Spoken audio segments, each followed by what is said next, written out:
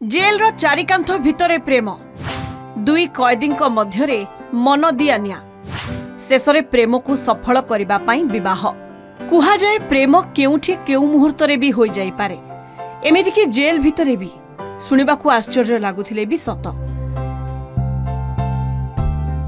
राजस्थान रो दुई आजीवन कारादंड पाइथिबा कैदी प्रिया सेठ और हनुमान प्रसाद जेल भितरे परस्पर को भेटिले और प्रेम रे पड़िले शेषरे विवाह करी निज प्रेम को सफल करिसंती। राजस्थान हाईकोर्ट सेमानकू एही विवाह पई 15 दिनिया जरूरी पारोल मंजूरी करिसंती। प्रिया 2018 रे जयपुर रे एक हत्या मामला रे दोषी साब्यस्त होई आजीवन सजा भोगुछंती। से डेटिंग आप माध्यम रे जने युवकों को फसाई ब्लैकमेल करी टंका मागिथिले शेषरे हत्या करी धरा पड़िथिले। हनुमान प्रसाद 2017 रो बहुचर्चित अलवार हत्या मामलार दोषी। से निज प्रेमिका सह मिसी प्रेमिकार स्वामी 3 पुओ और भणजार जीवन नैथिला।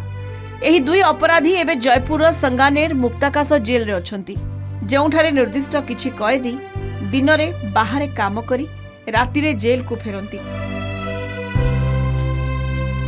गत वर्ष सेमाने परस्पर निकटतर होइथिले ओ प्रेम रे पड़ी जाइथिले।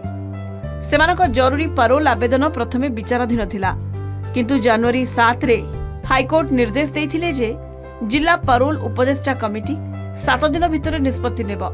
या परे कमिटी उभयंकर 15 दिनिया पारोल मंजूर करथिले। विवाह हनुमान को गाँ रे होइछि। पारोल शेष हेबा परे सेमाने जेल को फेरिबे। एही घटना कैदी मानक अधिकार पुनर्वास और द्वितीय सुजोग उपरे वितर्क सृष्टि करिछि।